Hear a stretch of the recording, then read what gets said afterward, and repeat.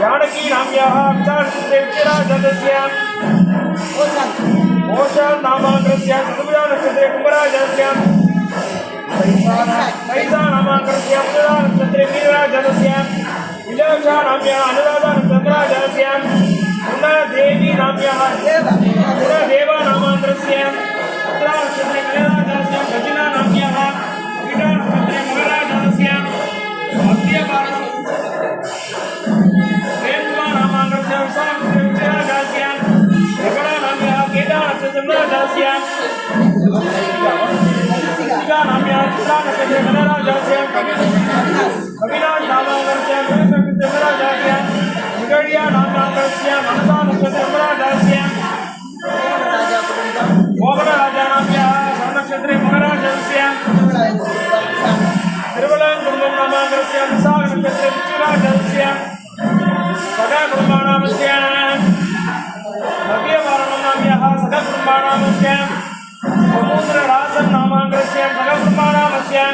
जीवराज नामांकस्य सगकुटुंबानामस्य जीवराज विचिरा नक्षत्रे केटा नक्षत्रे विचिरा जातस्य वर्गिणी नाम्याः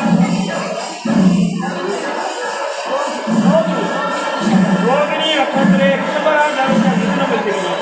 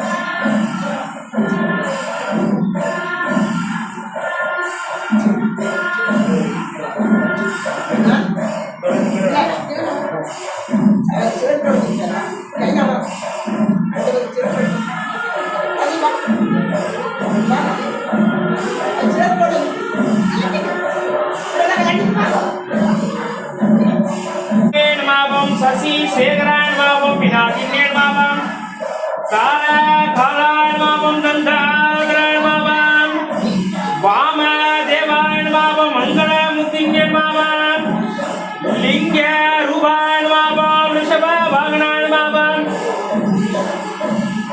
शेष मुक्तिंगे मामं मंगलनादाय मामं अरबावर्ण प्रिय देवदाय मामं महेश्वराय मामं जल देवदाय मामं जल प्रियाय मामं जल रूपाय मामं मंगल श्री काशी विश्वनाथ स्वामी नाना विध परिमल पत्र पुष्पार्पयामि वैदिकं पूज्य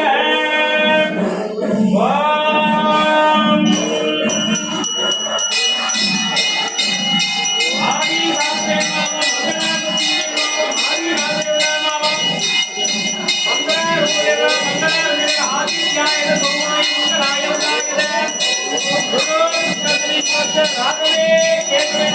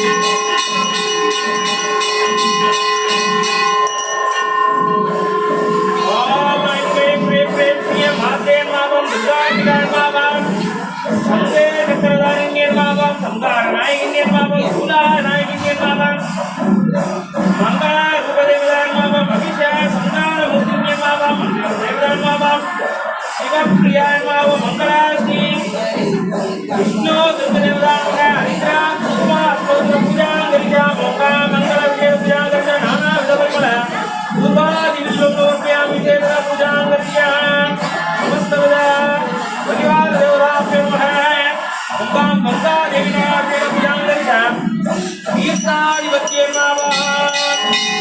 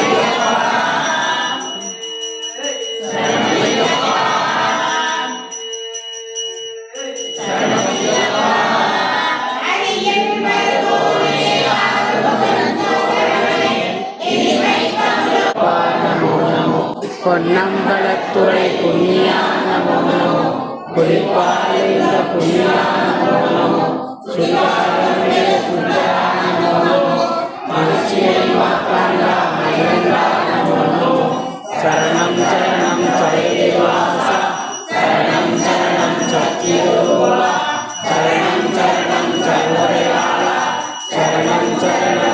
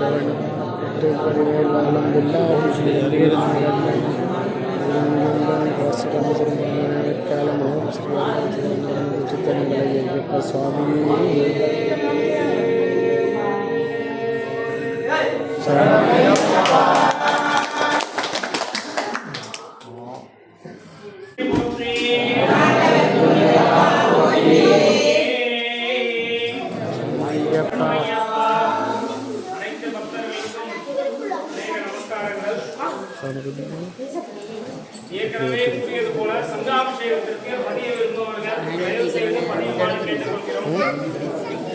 கண்ணீர் சாமிகள் விஷயங்கள் சொன்னோம். கண்ணீர் சாமிகள் இதெல்லாம் தெரிஞ்சுக்கணும் அப்படின்ற சொல்லியிருந்தோம். அதுல ஒரு முக்கியமான ஒரு விஷயம் என்னன்னு கேட்டீங்கன்னா, கண்ணீர் சாமிகள் தினப்படி கோவில்களுக்கு அவங்களுக்கு நேரம் கிடைக்கும் போதெல்லாம் கோவில்களுக்கு முதல் தடவை மாலை போட்டிருக்காங்க.